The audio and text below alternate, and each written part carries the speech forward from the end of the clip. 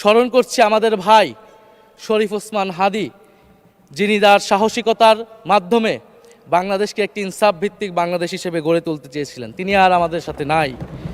আমরা ওসমান হাদি ভাইকে স্মরণ করছি। শহীদ আবরার ফাহাদ ও শহীদ আনাস তার মাকে এই চিঠি লিখে রাস্তায় নেমে গিয়েছিলেন, শহীদ হয়েছিলেন। মাননীয় স্পিকার, বোনদের প্রতি আমার সবটুকু আবেগ, শ্রদ্ধা আমি শ্রদ্ধার সাথে স্মরণ করছি আমার সেই ভাই বোনদের যারা নিজের বুক বুলেটের সামনে উন্মুক্ত করে দিয়ে আমাদের আবারও স্বাধীন করে নিজেরা স্মৃতি হয়ে গিয়েছেন।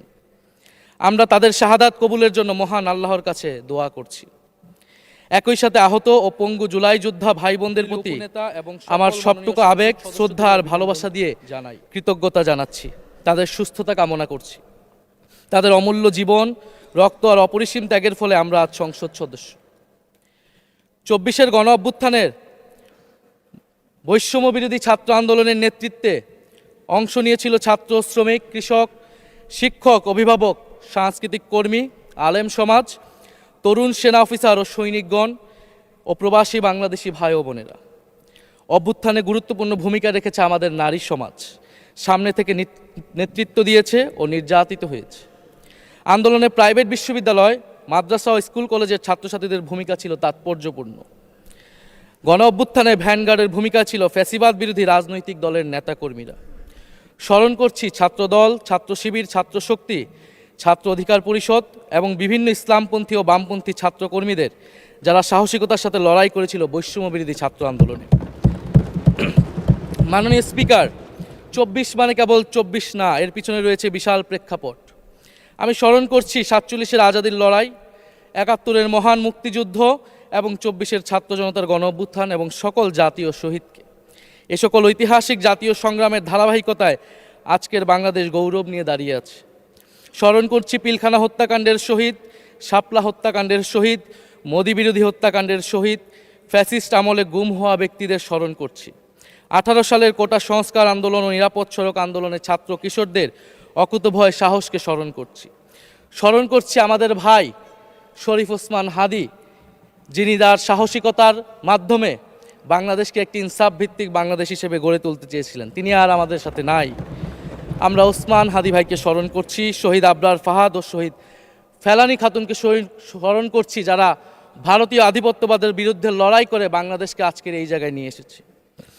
24-এর ছাত্র জনতার গণ অভ্যুত্থানে মাঠের নেতৃত্বের একেবারে সামনে থাকার কারণে আজকের দিনটি আমার জন্য একই সাথে আবেগের, কষ্টের ও আনন্দের। আমাদের সংগ্রামের সাথী শহীদ আবু সাইদ, শহীদ মুগ্ধ, শহীদ ওয়াসিব, 4 বছরের শিশু আহাদ, 6 বছরের শিশু রিয়া গোপসহ প্রায় 150 শিশু শহীদ। মাননীয় স্পিকার, পুলিশের এপিসি থেকে ফেলে দেওয়া শহীদ ইয়ামিন, সাভারের আশুলিয়ায় ভ্যানের উপরে জীবন্ত অবস্থায় আগুনে পুড়িয়ে মারা কিশোর শহীদ সজল সহ অগণিত মানুষের স্মৃতি আমাকে প্রচণ্ডভাবে নাড়া দিচ্ছে। মাননীয় স্পিকার,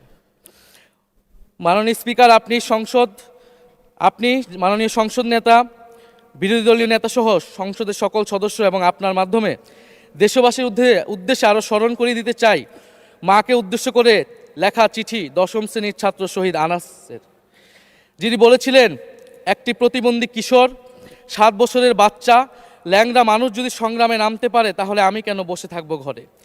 একদিন তো মরতেই হবে, তাই মৃত্যুর ভয় করে স্বার্থপরের মতো ঘরে বসে না থেকে সংগ্রামে নেমে গুলি খেয়ে বীরের মতো মৃত্যু অধিক শ্রেষ্ঠ। যে অন্যের জন্য নিজের জীবন বিলিয়ে দেয় সেই প্রকৃত মানুষ। আমি যদি বেঁচে না ফিরি তবে কষ্ট পেও না, গর্বিত হয়েও জীবনের প্রতিটি ভুলের জন্য ক্ষমা চাই।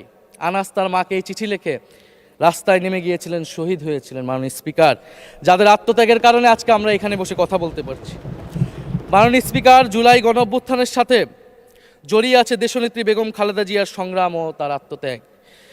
ওনার সংগ্রাম অনুপ্রাণিত করেছিল বাংলাদেশের তরুণ সমাজকে আত্মহুতি দিতে গণ অভ্যুত্থানে। আমরা আজকে তাকে শ্রদ্ধার সাথে স্মরণ করছি।